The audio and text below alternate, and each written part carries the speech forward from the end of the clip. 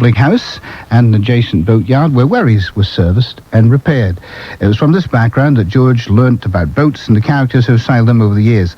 Well, John Fuller called in to see George at his home in Pontyheim to find out what kind of people made their home on the Broads, especially those sailing the trading wherries. They were real characters, and they used to work hard and play hard, and they would be sail day and night, and there was a ferry across the river there, because there was no buses or anything then, you see. This was at Coldham Hall, wasn't it? Hall, yeah, and the ferry across there was open till 11 at night, and I was always scared that one of these times I was going to be run down, because all you could see was a little white patch on their bow. Their old black sails, you could hear them coming. This was the day before lights were mandatory, was it? Well, there weren't no lights, no. The only time they ever had lights on a wherry was when they drowned somebody, run them down in the dark and drowned them. And then they all blossomed out in hurricane lamps on the forestay. But as soon as they ran out of paraffin, that was the end of that. Tell us about the people you remember who used to sail them. Well, as I was telling you about old Cruiser Catchpole, he was in Lacey and Lincoln's stone wherry, and he laid there long enough for a tomtit to build its nest in the jaws of the gaff and ate the young ones off. And my father said to me, now you've got to go every morning and lift the platform up and see if she got no water in. If she had, you'd have to pump her out, because he didn't bother. And that's what I used to do every morning, time he was there, just lift the platform up, and if there's any water in the bottom, they had a long pump used to go down the forecastle, and they used to pump them out. Why was he laid up so long then? Well, he was a queer sort of chap. He didn't booze all the while, but he had an old boat, and he used to go eel picking. He still loaded a stone there, but He'd have about 3 or 4 jobs going at once, would he? Well, no, not really, but I don't know why. He'd lay there all this while, and he had an old muzzle-loading gun, which he used to blaze away at anything. Anyone let the pigs out loose on the bank, they'd have to look out. Mm. And I know when he went, he said, I'll give you this parting salute, and he got this old muzzle-loader gun, and he fell over backwards, and he blew a hole. He'd got his sail up. He blew a hole about 2 foot 6 square in the middle of his mainsail. Did he? He's a bit worse for wear, was he? Well, that was a funny thing, but now, old Holbrook, now he had a lot of worries. And of course, my Garney's now at Trost, isn't it? Yeah.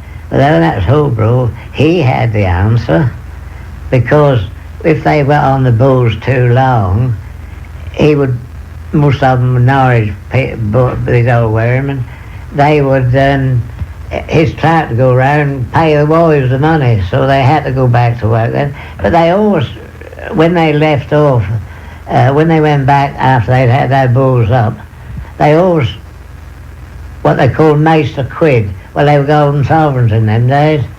They'd owe that, and you wouldn't stay in more, perhaps a couple of months, they'd sail day and night, and they'd do the same thing all over again. And they used to sit there all day, they used to play crib, and half of them couldn't read or write. And they used to play crib. And another game, a Yarmouth game called Fat, that's P-H-A-T, that's a Yarmouth game, and the fives count. They used to play that.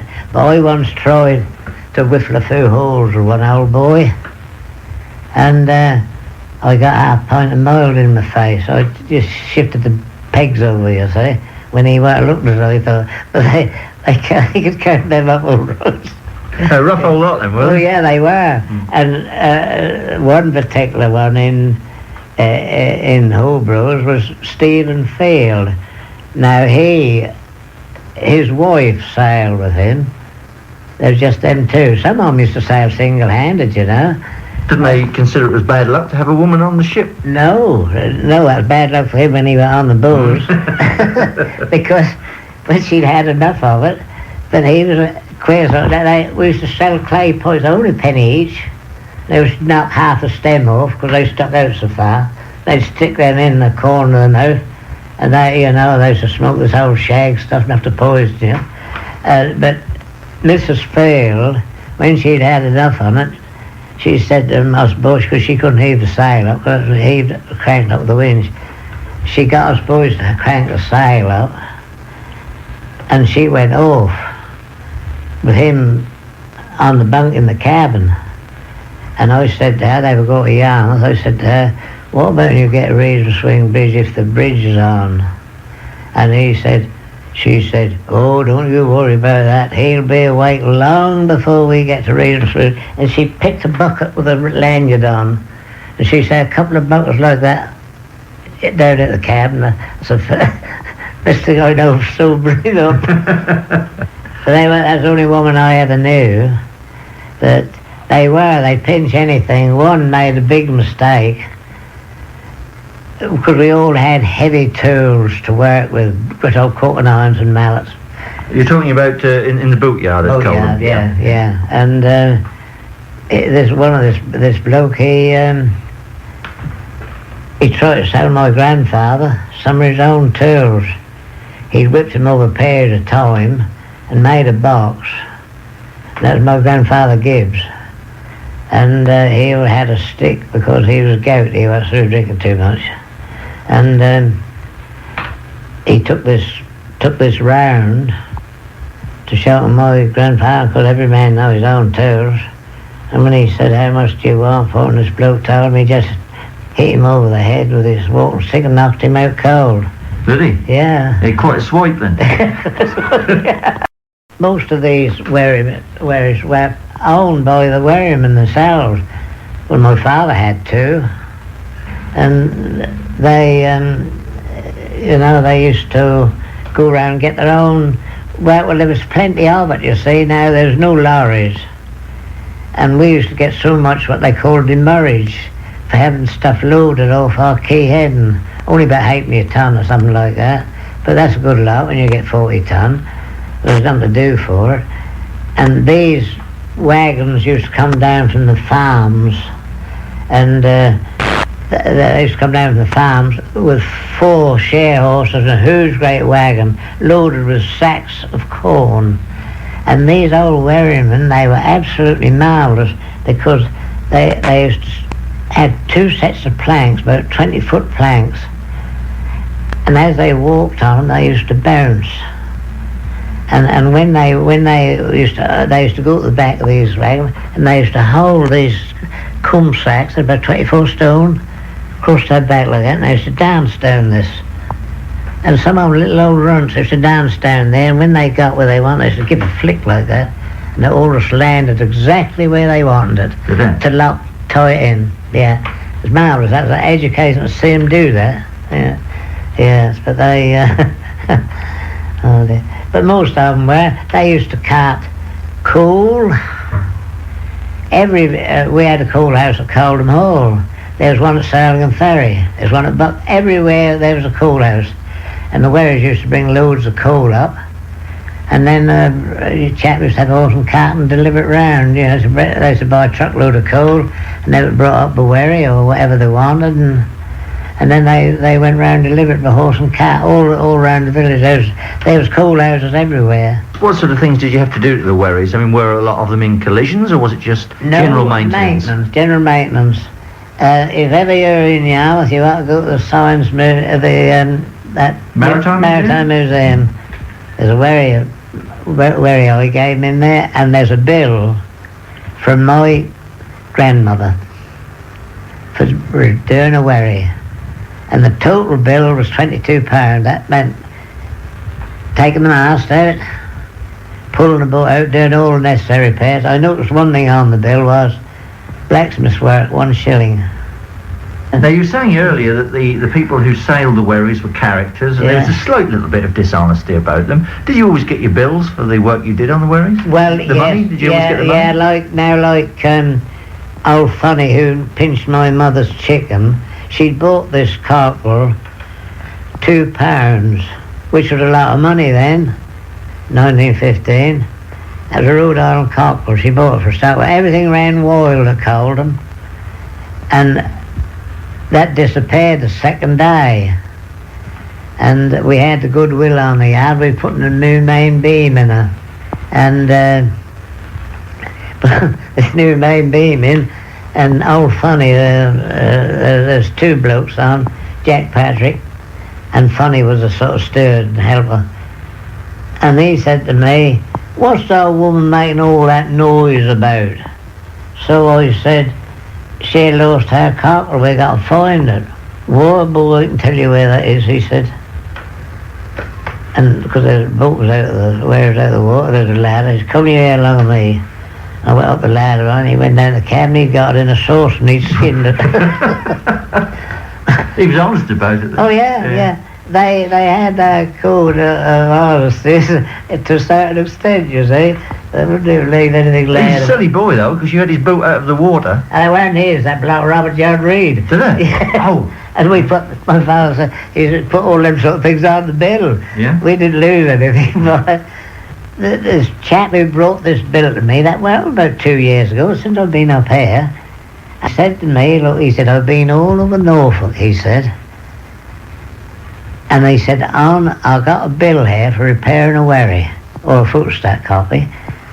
And he said, "No one had been able to tell me what you want 4 fathom of reed for to repair a wherry." 4 fathom of reed? You tell us, George. Yeah, so I said, "Well, I can tell you, we used to get the good big old coarse reed, and we used to tie them in bundles about 4 or 5 inches through them, tie them about every foot. And we used to, like long torches, and then we used to burn the wherry off underneath. Used to get underneath and get light one of these reed and get all the pitch blazed. And I've seen my blaze nearly from end to end. Have you? But they wouldn't take any harm because it was all wet. But the pitch used to all roll off, and then a chap would come behind what he called paying up. And we used to make pitch marks out of old cotton rope. And we used to make all our own pitch from tar. Stockholm tar, if we could get it. You could make a pail of pitch out of 3 pails of tar.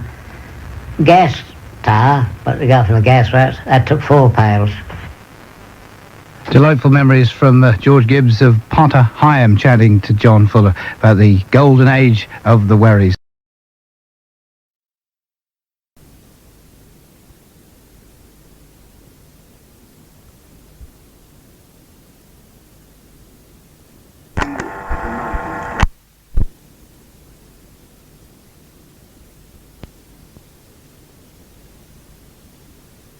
Norfolk Broads.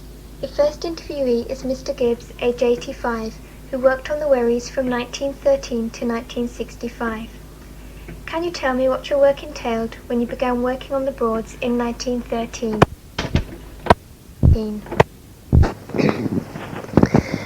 When I first started on the Broads, there was no mechanical. I worked on wherries. Not so much the building of wherries, but repairs. And everything had to be done by hand, and there was no mechanical means of doing anything. Pitch saws and rip saws and everything done, even pitch and tar made by hand. All, nothing. Now you can buy it, but not then. And it was a really hard, hard life for everybody. Poor wages and dirty hard work and pulling boats out by hand and lifting them up with mauls and wedges under the keel, lifting the boat up like that. No modern stuff to do it in them days like there is today. Everything is done for you. They just heave them out of the water, don't they? Yeah. Do you want to say any more about that? Do you remember the pleasure wherries that sailed on the Broads? Oh yes, the pleasure wherries. There was quite a lot. Boat yards had these pleasure wherries, and they had a skipper and a mate, a skipper and a cook, to cook all the food for the people, and they had all like pianos and all sorts of gramophones and really noisy parties they were. They were quite a few trading wherries too, which in the summer they used to take the old black sail off and they had a white sail and they used to take the hatches and things off, and they had all fittings which used to go in the wherries, and they used to do pleasure trips like that in the summertime, and then go back to trading in the winter. And I never told you about that before, did I know? Yeah, the one or two, really rich people had these really posh sort of wherries, I call them, all polished furniture inside and really built as a pleasure wherry. And they, do you want to hear about, the Ardy and that? Yeah. And when the first war started, the wherries all went out because lorries and everything came in, which in the old days there was none. And Hollingsworth and Bourne of London had a super pleasure wherry built at Alton Broad, all teak, and really went to town. Well, he was a millionaire, wasn't he? Yeah. And Moyes, the coal people, they had a very nice wherry, pleasure wherry, and the Miss Colemans of Coleman's, the mustard people, the Miss Colemans had this wherry, and they were really, there was no tar and pitch about them. Yeah. Did you take part in the regattas and water frolics, and what did they consist of? Oh yes, so the water frolics carried on till long after the war, into the 30s, and I think the last one at Potterham was the last one at water frolic at Potterham was after the Second World War, 1946 and 7. They started up again, but that had lost its touch. All the fun had gone out of it. They started with outboard races for outboard motors, and in them days outboard motors were so that it was a gamble if they ever started at all. And with the outboard motors, you started your motor up, stopped it, and rode a bit, and then started again if it were to go, which 9 times out of 10 it didn't. So that was fun. But then mostly they were greasy poles, water polo, and round races with all sorts of gimmicks like raw third, quanta third, and the other third you'd got to get home as best you could. And the main thing was to turn everybody else over so nobody got home. And that was that. But that gradually fizzled out. I don't think there's any now. There was one just after Ward Beccles, which used to have a very, very good water frolic, but that's all gone now. Now that's finished, yeah. Do you feel that the Broads is becoming more commercialised nowadays? Well, I don't know. I don't think it ever will. That's now really just starting, this commercialised, with swimming pools and tennis courts and hotels and chalets and all sorts of funny things like that. But I don't think it will ever take on, because there's nothing else to do here, is there? Not I mean, what they got to do in the winter time, and I mean, there's only about 4 months in the year, and I mean, we're right out in the wilds, aren't we? I don't think that'll ever be commercialised now. I don't think it'll ever go. And does Potterheim, the village which you live in, depend on the boatyards for its living? No, I don't. I don't. I don't think as many people not half a dozen people in the village get their living from the boatyards and that. most of them work in Yarmouth or surrounding towns, Wroxham and Stalham and places like that. They just come out here to live. No, I don't think anybody hardly, well, say half a dozen at the outside in the village, get their living through the boatyards and that. All right? The second interviewee is Mr. Sadler, aged 56, who has lived and worked by the Broads. Which part of the Broads did you live and work near? I lived at Honing for 32 years, a village which the River Ant flowed through from Antingham, from which it gets its name. It flowed into Dillon Broad, which is where I worked on a farm looking after sheep from 1952 to about 1980. Do you remember the Broads being used by the trading wherries? Yes, the trading wherries were the main means of transporting goods to the port of Great Yarmouth.